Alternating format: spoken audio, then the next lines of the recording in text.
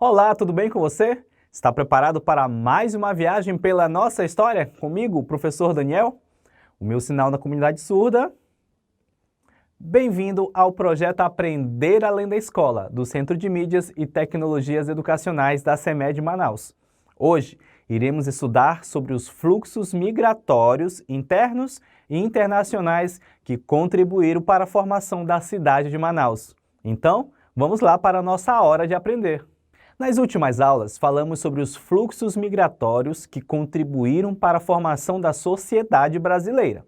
Hoje, vamos focar nos fluxos que contribuíram para a formação da cidade de Manaus. Vamos falar desses fluxos em dois tipos de migração, a interna e a internacional. A migração interna é aquela que acontece dentro de um país. A migração internacional é quando ocorre deslocamento entre países. Em relação à migração interna, vamos falar em duas linhas, a indígena e a nordestina. Sobre a indígena, não temos muitas informações sobre essas migrações. Algumas nos deixam dúvidas, mas despertam interesse pela busca do que realmente aconteceu. Costuma-se dizer que os Manaós, os Barés, os Banibas e os Pacés habitavam a região onde surgiria a cidade de Manaus. Nesse sentido, pareceu que eles simplesmente habitavam os arredores da região. Em algumas fontes, encontramos que indígenas Barés, Banibas e Pacés mantinham contato com a região do Baixo Rio Negro, em busca de outros indígenas ou devido aos descimentos, que eram as capturas de indígenas de suas tribos para as aldeias coloniais. Em relação aos Manaós, eles habitavam mesmo a região onde fica a nossa cidade, e deles originou-se o nome Manaus. Até onde se sabe, eles não colaboraram muito com os portugueses, quando eles quiseram se estabelecer aqui na região. Por isso, acabaram entrando em guerra com eles e foram exterminados.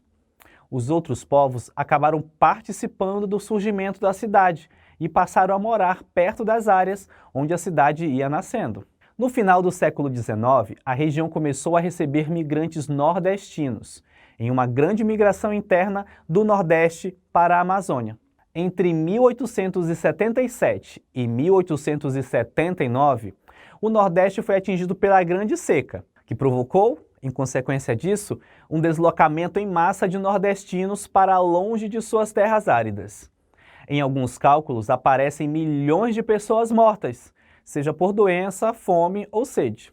A vinda dos migrantes nordestinos para o norte coincide com o início do ciclo da borracha. Além dos nordestinos, um grande número de estrangeiros também foram atraídos pelo ciclo da borracha. Outro grande momento da migração nordestina para a região acontece durante a Segunda Guerra Mundial, onde a produção de borracha volta a crescer de novo. Com isso, mais uma leva de imigrantes nordestinos se desloca para Manaus. Esses trabalhadores ficaram conhecidos como soldados da borracha. E com a implementação da Zona Franca de Manaus, mais uma leva migratória de nordestinos vem para Manaus, atraído pelas oportunidades de emprego. Na região Nordeste, o crescimento de suas cidades, aliado a outros fatores, possibilitou o desenvolvimento da região, acelerando a economia dessa parte do Brasil, enfraquecendo assim a migração. Contudo, a industrialização em outras regiões do país continuou atraindo nordestinos, como foi o caso de São Paulo. A presença nordestina e de descendentes deles ainda hoje é muito forte aqui na cidade de Manaus. Eduardo Ribeiro, um dos maiores políticos do estado do Amazonas, era nordestino. Entre suas maiores obras estão o Reservatório do Mocó, a Ponte Benjamin Constant, o Palácio da Justiça e a conclusão do Teatro Amazonas. E com certeza, vários nordestinos devem ter ajudado nessas construções. Lembrando de más contribuições dos nordestinos para a nossa cidade, estão as festas juninas e folclóricas, com suas quadrilhas, cirandas, boi-bumbá, sem contar as danças nordestinas. Em Manaus, há uma centena de festivais folclóricos que ocorrem entre julho e setembro pela cidade. E a culinária. Essa parte sempre me dá muita fome, como o cuscuz, pé de moleque ou quebra-queixo. Há várias deliciosas opções que são heranças nordestinas. Em relação aos migrantes internacionais, entre eles estavam portugueses, ingleses, franceses, italianos, japoneses, turcos e alemães. Boa parte dos estrangeiros que vieram para Manaus exerciam diversas atividades econômicas. Os ingleses estavam envolvidos na construção de portos, produção de energia, na telefonia, na telegrafia e no saneamento básico, também no comércio e na concessão de crédito. E nesse último tinham concorrência com os franceses e os norte-americanos. Os judeus, africanos e espanhóis estavam voltados às atividades de escritório e contabilidade. Já os portugueses estavam ligados nas atividades comerciais. Essa imagem muito bonita do alto é da Praça do Largo São Sebastião, em Manaus, bem acima do monumento de abertura dos portos às Nações Amigas. Ele é um memorial comemorativo da liberação dos portos e rios da Amazônia às Nações Amigas.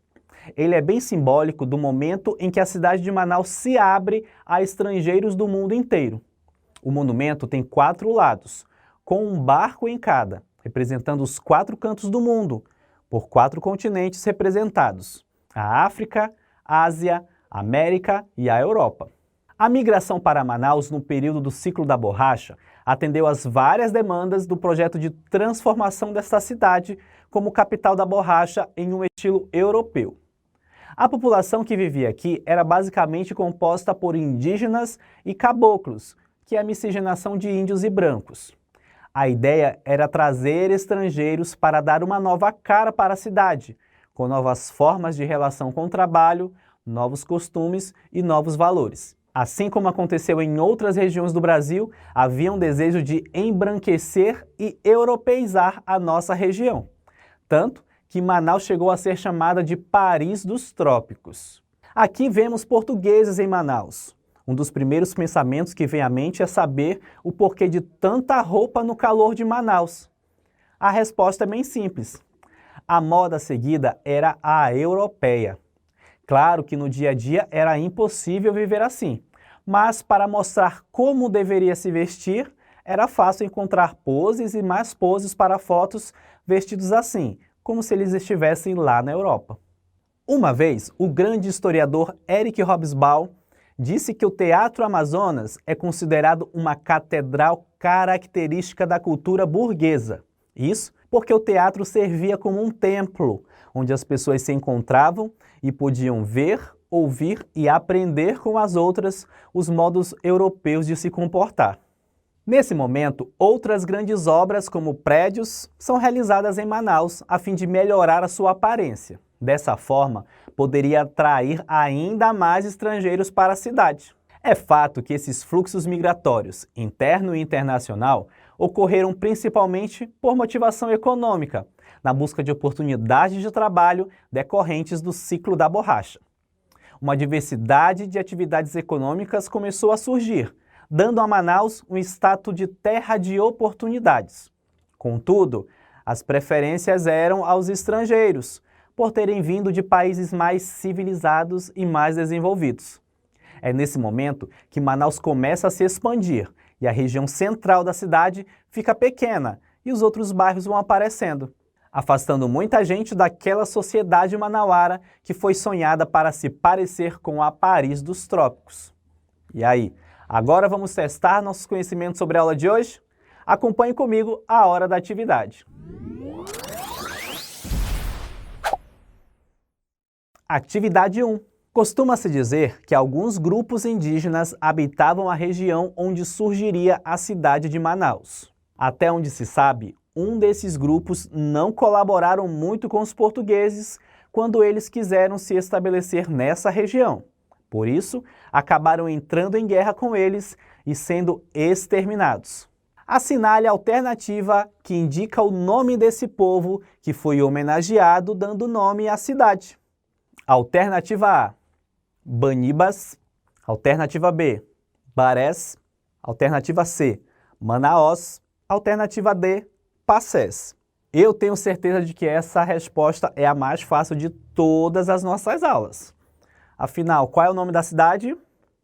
Então, qual é o nome desse povo? Alternativa correta é a letra C, Manaós. É deles que originou o nome da cidade, Manaus. Muito bem. Vamos à atividade 2. No final do século XIX, a região começou a receber migrantes nordestinos. Era uma grande migração interna do Nordeste para a Amazônia. Assinale o evento que marcou essa primeira migração nordestina para a região. Alternativa A Grande Seca.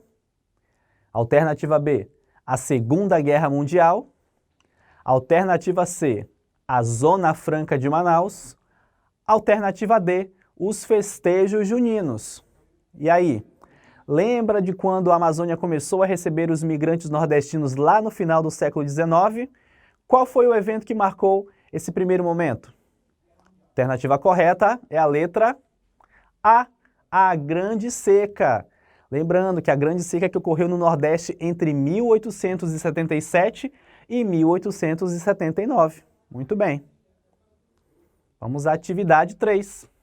A migração para Manaus no período do ciclo da borracha atendeu às várias demandas do projeto de transformação da cidade de Manaus na capital da borracha. Assinale a alternativa que faz parte das ideias para mudanças na cidade de Manaus.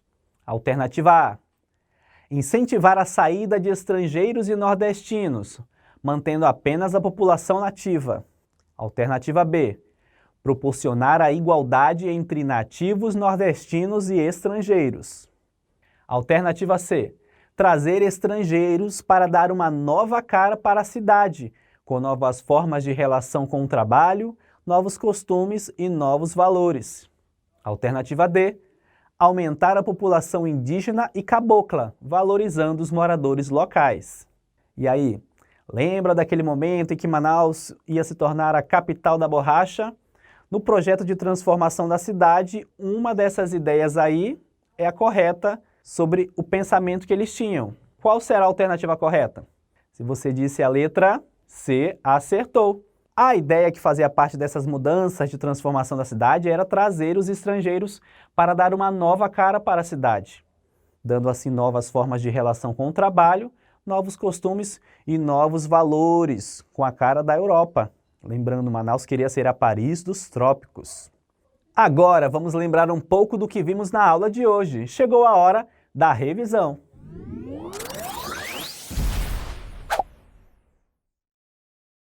Na nossa aula de hoje falamos sobre os fluxos migratórios internos e internacionais que contribuíram para a formação da cidade de Manaus.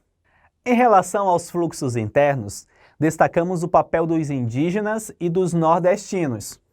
Sobre a indígena, lembramos que não temos muitas informações sobre essas migrações, mas sabemos que os barés, os banibas, os pacés e, em especial, os manaós habitavam a região onde surgiria a cidade de Manaus. Os nordestinos começaram a vir para a Amazônia no final do século XIX em virtude da Grande Seca que atingiu sua região, e aproveitando também as oportunidades do ciclo da borracha na nossa região. Outros momentos de migração nordestina foram durante a Segunda Guerra Mundial e com a implantação da Zona Franca de Manaus. Essa migração começaria a diminuir com o desenvolvimento das cidades nordestinas e a industrialização de outras regiões do país. Além dos nordestinos, um grande número de estrangeiros também foi atraído pelo ciclo da borracha. Em relação aos migrantes internacionais, entre eles estavam portugueses, ingleses, franceses, italianos, japoneses, turcos e alemães. Boa parte dos estrangeiros que vieram para Manaus exerciam diversas atividades econômicas. A migração para Manaus no período do ciclo da borracha atendeu às demandas do projeto de transformação da cidade de Manaus na capital da borracha em um estilo europeu.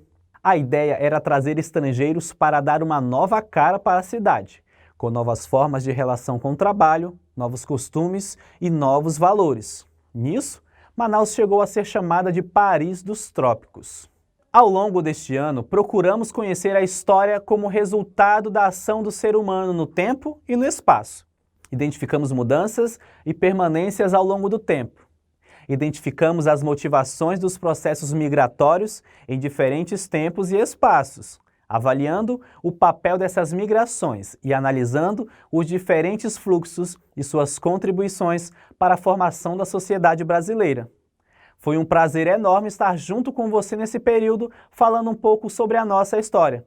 Espero que nos encontremos em breve. Afinal, é muito bom conhecer a nossa história. Um grande abraço, tchau, tchau!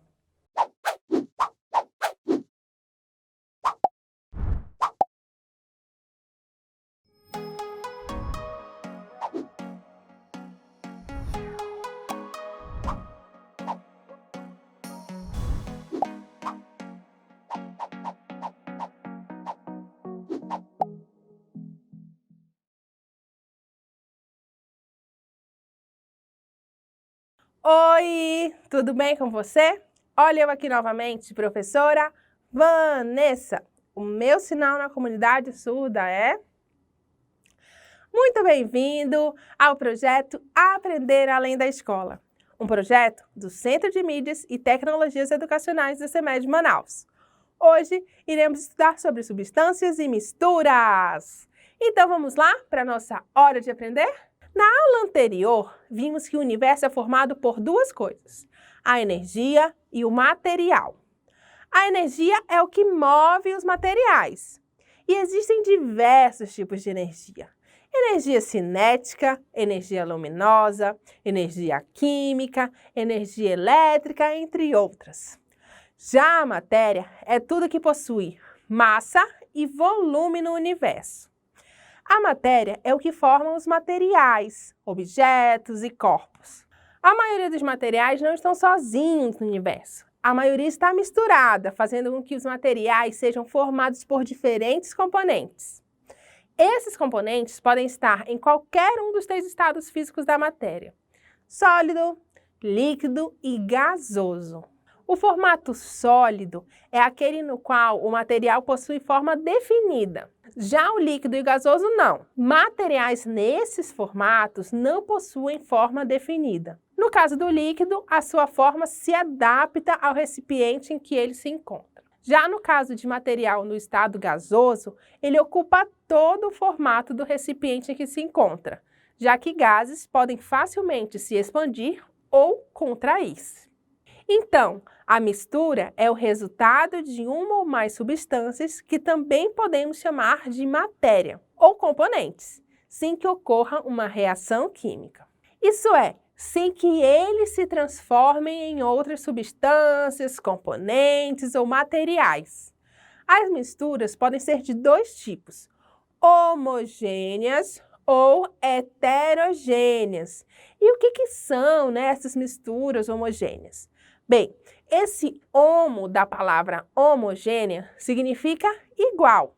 Assim, a mistura homogênea é aquela em que não é possível distinguir os componentes materiais ou substâncias. Um exemplo é o sal de cozinha, quando é misturado à água. Depois de misturados, não é possível diferenciar o que é água e o que é sal. Visivelmente, tudo é água com sal. Outro exemplo é o bolo. Isso, o bolo que a sua tia faz. Ele é a mistura de vários ingredientes, não é mesmo? O que tem num bolo? Tem trigo, fermento, sal, manteiga, ovos, leite e pode ter algo para dar um saborzinho diferenciado, não é? Um chocolate, um coco, uma baunilha, entre outras coisas. Mas quando o bolo está pronto, é impossível distinguir o que é fermento, o que é trigo, o que são os ovos ou qualquer outro ingrediente que o formou. Esses são dois exemplos de misturas homogêneas. Lembre-se sempre de que homo significa igual, ok? Isso vai te auxiliar nesse conteúdo. As misturas homogêneas são também chamadas de soluções, pois apresentam uma única fase, ou seja, só dá para ver uma única coisa. As misturas podem ser sólidas, líquidas ou gasosas. O ar é um exemplo de solução gasosa. Ele é formado por vários componentes gasosos: vapor de água, gás oxigênio, gás carbônico, gás nitrogênio, entre outros. O rio é um exemplo já de solução líquida. Ele é formado por água, por oxigênio e também por outros minerais. Já a areia é um exemplo de solução sólida, sendo formada aí por diversos componentes sólidos minerais, como quartzo, a sílica, entre outros. E mistura heterogênea, o que é, hein? Bem, o hétero de heterogênea significa diferente. Assim, misturas heterogêneas são misturas em que é possível distinguir as substâncias que as formam. Um exemplo clássico é a água e o óleo. Quando misturamos os dois, é possível distinguir onde está a água e onde está o óleo. Observe na imagem onde está a água e onde está o óleo. As substâncias que são capazes de dissolver outras substâncias são chamadas de solventes. Já as substâncias que são dissolvidas são chamadas de soluto. A água é conhecida como solvente universal. Isso porque ela consegue dissolver uma grande quantidade de substâncias. As substâncias, componentes, objetos ou materiais que compõem as misturas podem ser separadas, sabia? Vamos conhecer algumas formas de separá-las. Catação. A catação ela é realizada na separação de componentes sólidos e pode ser observada quando catamos ali o feijão, por exemplo. Eu não sei se você já reparou, mas eventualmente o feijão vem com algumas pedrinhas que precisam ser descartadas.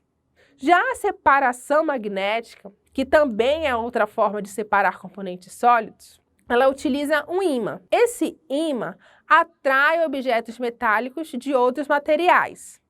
Agora vamos ver alguns métodos de separação de sólidos e líquidos. A decantação é um deles. Ela é feita deixando uma mistura em repouso, ali, paradinha. Depois de algum tempo, o que não foi dissolvido vai para o fundo, em outras palavras, decantou. Isso ocorre em água com açúcar, por exemplo. Depois de misturá-los, o que não foi dissolvido vai para o fundo do copo ou da xícara.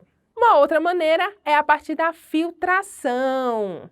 Nela, nós utilizamos um material que tenha pequenos orifícios, de forma que apenas o material líquido passe e o material sólido fique ali, retido. Esse método pode ser observado, por exemplo, na coação do café. Existe ainda o método de evaporação. Nele, a mistura é aquecida e o líquido evapora, enquanto o sólido permanece. Ela pode ser observada na separação de água e sal. A água que está aquecida evapora e o sal fica. Ciência é muito interessante, não é mesmo? Agora, vamos testar o que aprendemos na aula de hoje. Acompanhe comigo a hora da atividade. Atividade número 1. Leia o texto e responda. Vamos então ler o texto, não é?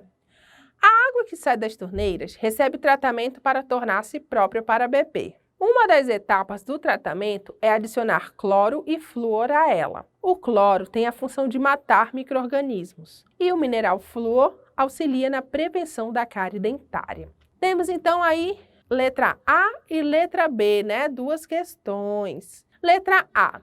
A água da torneira é uma mistura? Por quê? Vamos ver a resposta?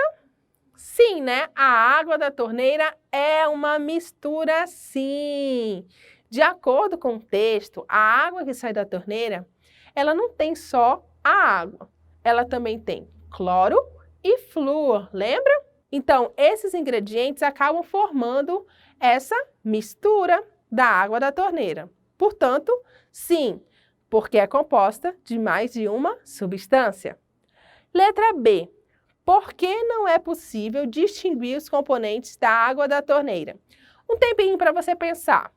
Bem, não é possível porque os componentes dela estão dissolvidos. Então, por mais que ela tenha cloro e flúor, esse cloro e flúor estão dissolvidos na água. Lembra? Hoje até falamos que a água é o solvente universal. Vamos à atividade número 2. Você se depara com água misturada com pedras e areia. Como precisa usar esta água para regar as plantas, terá que separar as pedras e as areias da água. Logo, para fazer isso, que método usaria? Bom, nós vimos muitos métodos de separação, não é? O método que você utilizaria aí para separar pedras e areias da água que você vai usar para regar as plantas é a filtração. Nesse método é possível separar, então, as pedras e areias para que elas fiquem retidas, né? E apenas a água passe. Esse método também é utilizado para coar o café, né? Essa imagem aí, esse vídeo, deu até vontade de tomar um cafezinho. Bom, existem muitos métodos de separação de misturas e é natural confundi-las, principalmente quando você está aprendendo sobre elas. Se você errou essa questão, não fica triste não, viu? Eu recomendo que você revise bem essa parte, reveja esta aula se você acha que é necessário. Vamos à atividade número 3. Classifique as misturas dos itens a seguir em homogêneas ou heterogêneas. Lembrando, homo significa igual, tá? E hétero significa diferente. Com essa diquinha aí, vamos lá para os itens. Letra A. Água e óleo. É uma mistura homogênea ou heterogênea? Heterogênea. Inclusive falamos na aula de hoje, né? Mostramos. Então, quando a gente mistura água e óleo, a gente consegue ver onde está a água e onde está o óleo. Vamos para a letra B. Água e açúcar. Água e açúcar. Você acha que é uma mistura homogênea ou heterogênea? Vamos à resposta? Homogênea, né? Quando a gente coloca açúcar na água, esse açúcar ele dissolve na água, de modo que a gente não consegue ver o que é água e o que é açúcar. Você pode estar pensando que quando tem um café, né, que é feito aí também de água, e você coloca o açúcar, sempre fica um açúcarzinho lá no fundo da xícara. O que acontece é a decantação. O que não foi dissolvido vai lá para o fundo. Mas nesse caso, nós estamos diante da água com açúcar que é dissolvido, tá? Letra C, água e sal. Mesmo caso da letra anterior. É uma mistura homogênea, né? Letra D, água e areia. É uma mistura heterogênea. Aposto que você já brincou, né, com água colocando areia dentro. Quando a gente coloca a areia dentro da água, essa areia ela não é dissolvida. Portanto, a gente consegue ver onde está a água e onde está a areia. E aí, acertou essas questões ou errou? Se você acertou, parabéns. E se você errou, não tem problema. Como eu falei, nesse assunto é natural que se confunda, principalmente quando é a primeira vez que você está tendo contato.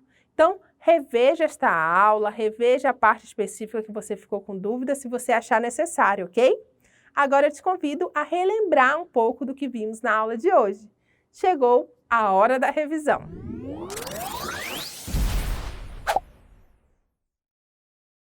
Hoje, vimos que a maioria das matérias do universo é encontrada em conjunto com outras matérias, né? Formando as misturas.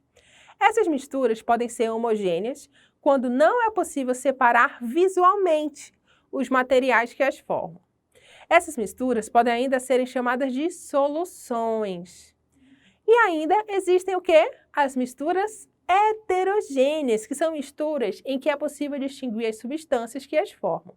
Conhecemos ainda alguns métodos de separação de misturas. Os métodos de separação de sólidos que estudamos são catação e separação magnética. Já os métodos de separação de sólidos de líquidos que estudamos são decantação, filtração e evaporação. Ah, eu adorei essa aula, mas infelizmente ela terminou.